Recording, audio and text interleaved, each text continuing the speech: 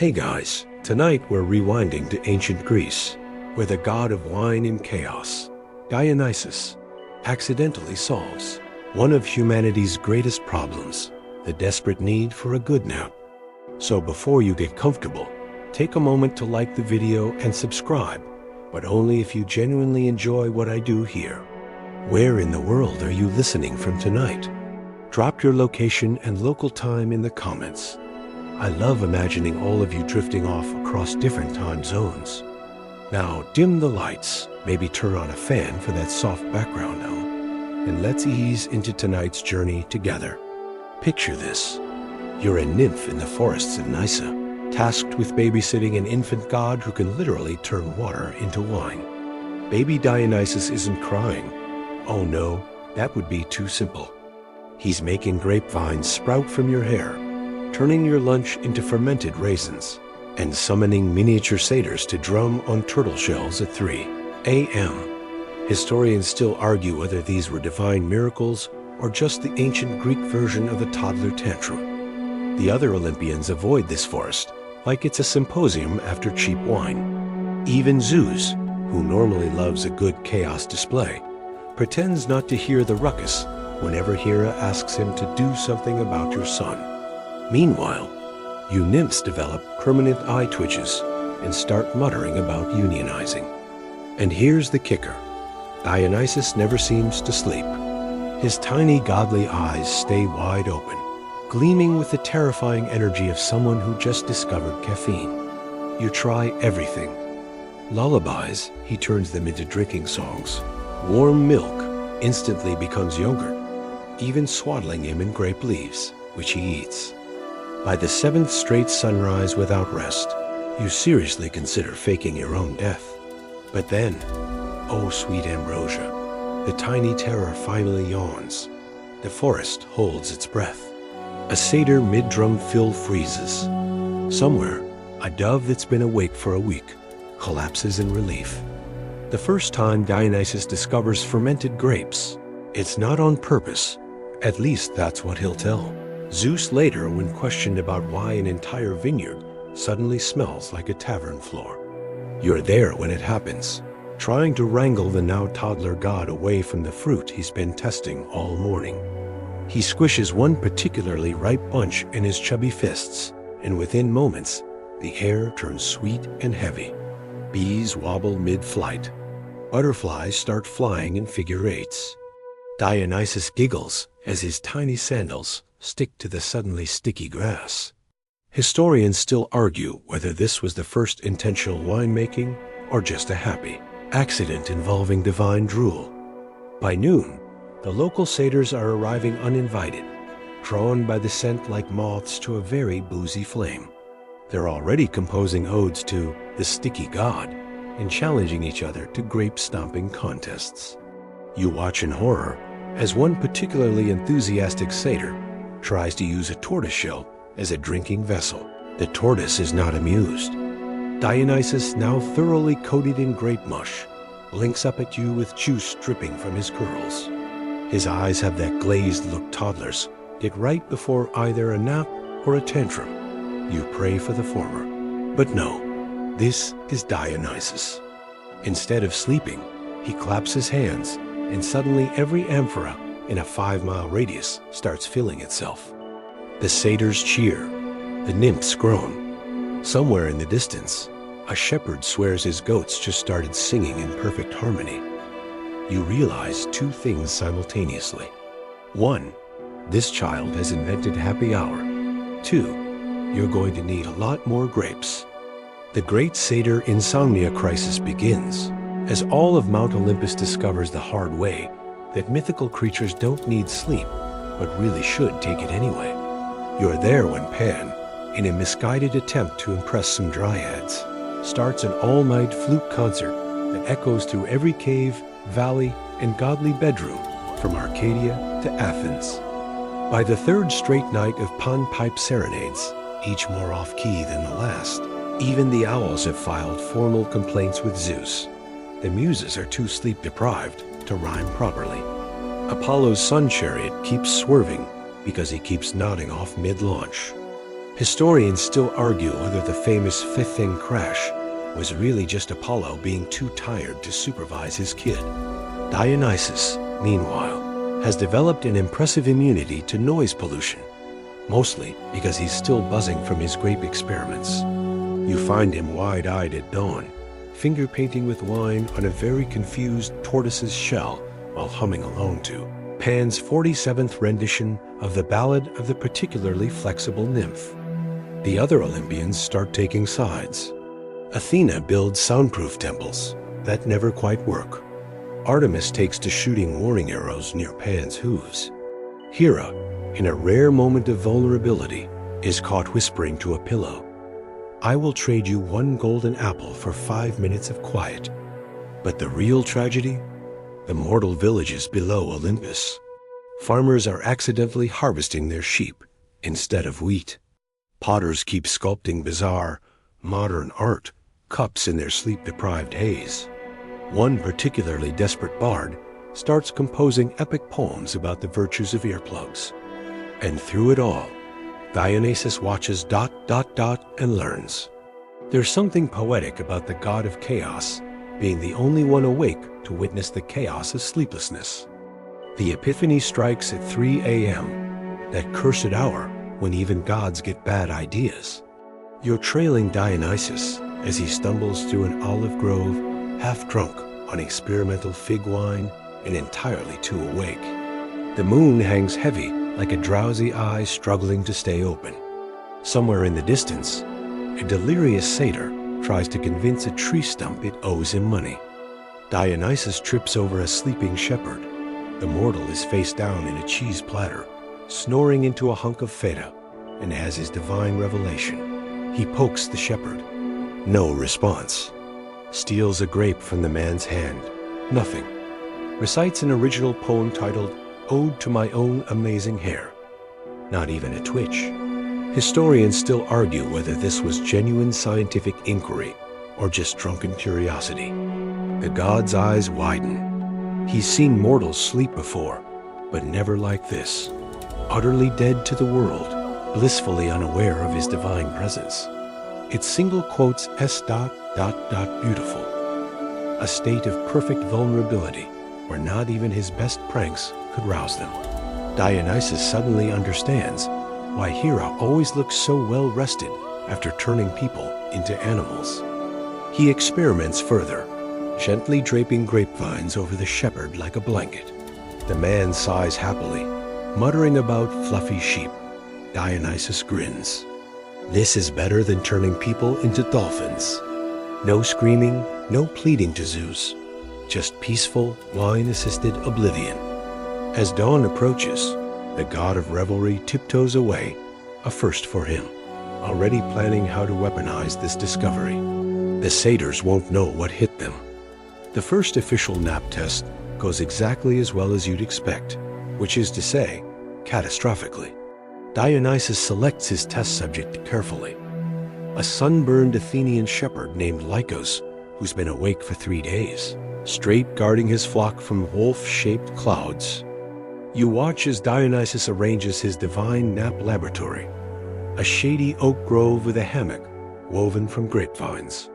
There's a pitcher of sleepy juice, 70% wine, 30% questionable herbs, and a lyre playing itself at just the right frequency to make eyelids heavy. Historians still argue whether this was early sleep science or just Dionysus getting creative with his wine budget. Lycos, ever the skeptic, eyes the setup. Is this one of those godly tricks where I wake up as a tree? Dionysus crosses his heart, leaving out that his fingers are crossed behind his back, and offers a 100% mortal safe guarantee. What follows is either a medical breakthrough or a disaster, depending who you ask. Lycos conks out immediately, begins snoring in iambic pentameter, and drools directly on to what turns out to be Zeus's favorite sacred oak. Meanwhile, the sheep, unsupervised, form a democracy and vote to unionize. The lyre gets over-enthusiastic and starts composing lullabies in Phrygian mode. Dionysus, thrilled by his success, celebrates by drinking the sleepy juice himself. When Zeus later finds his holy tree defiled by mortal drool, Dionysus blames it on rogue satyrs and quickly invents the concept of plausible deniability. Olympian resistance takes shape as Hera gets wind of this nap nonsense. You're present at the Divine Emergency Council, where she declares sleep to be a mortal weakness, while discreetly adjusting a golden sleep mask behind her throne. Apollo, ever the contrarian, argues that proper Greeks should rise with his sun chariot. Sleep is just nighttime with extra steps, he proclaims, ignoring his own recent chariot-swerving incident. Historians still argue whether Apollo's anti-nap stance was principle or just jealousy that Dionysus invented something first. Dionysus counters with dramatic flair, producing Lycos the shepherd, now well-rested and annoyingly energetic. The mortal demonstrates his new skills, herding sheep while whistling, reciting all of the Odyssey backwards, making eye contact with Hera without immediately turning into an insect. Hera remains unconvinced until Dionysus plays his trump card. Imagine how much easier it would be to ignore Zeus if he took regular naps. The queen of gods pauses, considers, demands a custom hammock woven from peacock feathers. Meanwhile, in the mortal world, farmers begin building shrines to Dionysus Somnius, though whether they're praying for sleep or just hungover is unclear. The ambrosia versus chamomile debate erupts during an emergency Mount Olympus wellness symposium. Apollo, looking particularly sleep-deprived, with sun chariot bags under his eyes, insists his solar vitality regimen, basically just yelling at mortals to wake up earlier, is the only proper solution. You watch as Dionysus rolls in late on purpose carrying a tray of steaming mugs. Behold, he declares, the original sleepy tea. The other gods lean in, expecting some magical elixir, only to sniff basic chamomile. Historians still argue whether Dionysus was trolling them or genuinely thought dried flowers were revolutionary. Hephaestus, who's been up for 72 hours straight forging thunderbolt replacements, chugs 3 mugs and promptly faceplants into his anvil. The resulting clang echoes through Olympus like a divine alarm clock. Apollo scoffs. Real gods use ambrosia. He demonstrates by downing a whole plate only to vibrate through the next 6 hours like an over-caffeinated hummingbird. Dionysus quietly passes him a spare hammock. By symposium's end, Ares has weaponized chamomile. Imagine drowsy enemies. Aphrodite has invented the world's first scented sleep mask, rose petals and regret. Hermes is scalping limited edition Olympian sleep sandals. The only holdout? Artemis, who claims night is for hunting. Though you notice her arrows are looking suspiciously like knitting needles lately, ... napping as rebellion sweeps through mortal realms like a pleasant plague. You observe Athenian schoolboys worshipping Dionysus by dozing off during Hermes' annual proper letter writing techniques lecture. The messenger god doesn't notice until his third aham goes unanswered, just soft snores echoing through the agora. In Sparta, warriors adopt strategic siestas to avoid listening to another ode to Leonidas. One particularly bold soldier drapes himself in a wolfskin and declares it napping camouflage. Historians still argue whether this was laziness or advanced tactics. The Delphic oracle gets in on the act, delivering prophecies like, the ... zzz ... Persian ships will ... mumble ... lose. Before snoring dramatically, pilgrims aren't sure whether to take notes or tuck her in. Dionysus, delighted by this chaos, starts leaving grapevines in strategic napping spots, which explains why half of Greece now associates wine stains with civil disobedience. The only complaint? Satyrs keep photobombing mortal naps, resulting in some truly bizarre vase paintings. The unicorn incident becomes legend after a sleep-deprived centaur named Chiron. Yes, that Chiron spends too long tutoring heroes and not enough time napping. You're gathering herbs when he gallops past, wild-eyed, shouting about rainbow horses and demanding someone saddle the sunset. Dionysus, ever the opportunist, declares this proof of his theories and sets up emergency nap stations at every hero academy. The results? Mixed. Theseus sleeps through his labyrinth appointment. The Minotaur gets bored and leaves. Jason's crew rows in circles for a week. They swear the stars were moving. Atalanta actually runs faster after naps, much to everyone's annoyance. Meanwhile, Chiron wakes up 3 days later in a flower field, surrounded by very confused satyrs trying to braid his tail. The first thing he sees? A crude cave painting of himself riding a unicorn, courtesy of Dionysus. The second? An invoice for rainbow damage. Dionysus's siesta diplomacy achieves what centuries of warfare couldn't piece between Athens and Sparta. You're present when the god of naps, self-proclaimed title, drapes himself across the negotiation table like a living peace treaty, yawning dramatically. Fighting is exhausting, he drawls, passing out hammocks woven from olive branches and grapevines.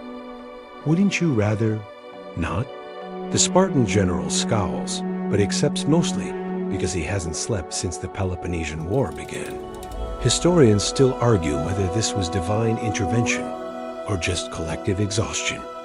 The resulting treaty includes revolutionary clauses, mandatory afternoon siestas during harvest season, a no war before coffee amendment, shared custody of a very confused satyr who keeps delivering snacks. News spreads faster than Hermes in a foot race. Soon, neighboring city-states adopt Dionysian hours, designated nap times marked by lyre music and the scent of warm bread. Even the oracle at Delphi updates her signage. Closed for sacred naps, prophecies will continue after 3 p.m. The only holdout? The Persian Empire, whose ambassadors scoff until Dionysus slips something special into their tea. By sunset, Xerxes himself is requesting custom silk pajamas. Hades hijacks the concept with typical underworld enthusiasm. You're touring Elysium when the god of the dead unveils his new eternal rest. Marketing campaign complete with obsidian sleep masks and coffins advertised as premier napping pods. Persephone facepalms as shades line up for free trials. Charon starts offering napping cruises down the Styx. Wake up refreshed in the afterlife. Even Cerberus gets matching dog beds. Historians still argue whether this was sincere or just Hades being passive-aggressive about Dionysus's popularity. The living naturally panic. Athenian mothers start shaking children awake mid-nap. Don't sleep too well or you'll end up in Hades' newsletter. Dionysus retaliates by hosting life-affirming sleepovers on Mount Olympus, complete with ambrosia smoothies and Apollo's reluctant lullaby performances. The rivalry peaks when Hades introduces a VIP package. Dream of your deceased loved ones. Terms and conditions apply. Dionysus counters with dream of wine fountains. Mortals are torn between piety and hedonism, a classic Greek dilemma. Athena's strategic yawning becomes the talk of Olympus. You witness the wisdom goddess deploy calculated sleep avoidance tactics during Ares' latest Why We Should Conquer That Random Island presentation. Her technique is flawless. 1. Subtle eyelid fluttering during troop estimates. 2. A perfectly timed snore when he mentions supply lines. 3. Waking just in time to say, fascinating point. Could you repeat that? Ares falls for it every time. Historians still argue whether Athena was genuinely tired or just pioneering passive resistance. Meanwhile, her owl develops an award-winning fake sleep, pose eyes closed, head tilted, but always listening. Dionysus, impressed, starts offering tactical napping workshops. Soon, mortal diplomats are snoozing through peace talks. Students are mastering test avoidance naps, and playwrights are using strategic yawns to escape bad performances. The only casualty? Ares' ego. He takes to napping himself, but only in aggressively warlike poses, sword clutched to his chest like a teddy bear. Zeus's thunderous snore becomes a meteorological phenomenon. You're on storm watch when the king of gods finally succumbs to peer pressure and tries Dionysus's supreme nap package: extra grapes, satyr lullabies, and a cloud-shaped memory foam pillow. The results are ... traumatic. Each snore rattles temple columns loose, sends startled eagles into erratic flight patterns, accidentally answers mortal prayers for rain. Hera films the whole thing on a golden tablet for blackmail purposes. The other Olympians place bets on how long it will last. Historians still argue whether this was actual sleep or Zeus just pretending to avoid paperwork. Down on Earth, mortals misinterpret the rumbles as divine wrath. Sacrifices double. Oracles invent elaborate prophecies. Dionysus, sensing opportunity, starts selling snore-proof earplugs, blessed by Hephaestus. They work exactly as well as you'd expect. Not at all. The saga ends when Zeus wakes up refreshed, claims he was just testing the mortals, and immediately orders construction of a napping temple right next to Hera's favorite spa. The Napping Olympics debut to mixed reviews. You score front row seats as Dionysus and Hypnos team up for this questionable athletic event. Events include synchronized snoring, Team Sparta dominates; pillow fluffing, judged by Persephone; dream interpretation, canceled when everyone admits they dreamed of snacks; Apollo protests that sleeping isn't a sport, until Dionysus challenges him to a napping marathon. The sun god lasts approximately 7 minutes before jumping up to adjust a sunbeam. Historians still argue whether this proves Apollo's point or not. The highlight? A satyr who sleepwalks through an entire discus competition and still places third. The lowlight? Hades entering the eternal rest category and technically winning by default. By closing ceremonies, the Olympic flame has been replaced with scented candles. The medals are embroidered pillows, and half the spectators are dozing in the stands. Dionysus declares it the most successful disaster in history and immediately starts planning next year's event. The legacy of the divine snooze settles over Greece like a warm blanket. You wander through an agora transformed by Dionysus's gift. Hammocks swing between marble columns. Merchants hawk authentic Olympian sleep sandals. Even the statues seem to lean comfortably against their pedestals. Historians still argue whether this is erosion or artistic intent. Dionysus himself naps atop a giant grape cluster floating above the Parthenon, occasionally sleep-muttering improvements, like snoring ... should be an Olympic ... zzz ... Below him, mortals embrace the siesta lifestyle. Philosophers debate whether dreams are real, then nap to test theories. Athletes discover carb loading is better with wine. Playwrights write tragedies about alarm clocks. As sunset paints the sky in drowsy hues, you spot a shepherd descendant of Lycos. The first nap test, subject gently herding his sheep toward their folds. He pauses to yawn, stretches beneath an olive tree, and winks at the sky. Somewhere, Dionysus smiles in his sleep.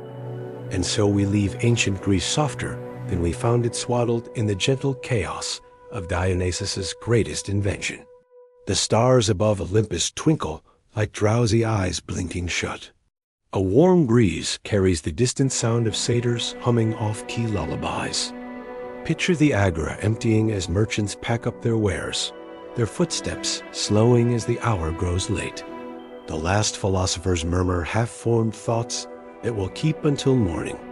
Even the ever-busy ants pause on their columns, antennae drooping in the moonlight. Dionysus's legacy isn't just in the hammocks swinging gently in courtyards, or the wine-stained nap treaties gathering dust in royal archives. It's in the shared understanding that sometimes, just sometimes, the most revolutionary act is to close your eyes and surrender to the quiet. The gods may still squabble, mortals will always fret, and satyrs will definitely keep missing the point. But now, woven into the fabric of daily life, there exists this small sanctuary, a pause, a breath, a moment where even the weariest soul can lay down its burdens. As the final embers of storytelling glow fades, imagine yourself in that olive grove where it all began. The shepherd sleeps on, sheaves forgotten in his hand. The grapevines whisper overhead. And somewhere beyond mortal hearing, a contented sigh echoes through the halls of Olympus, half snore, half laughter, entirely at peace.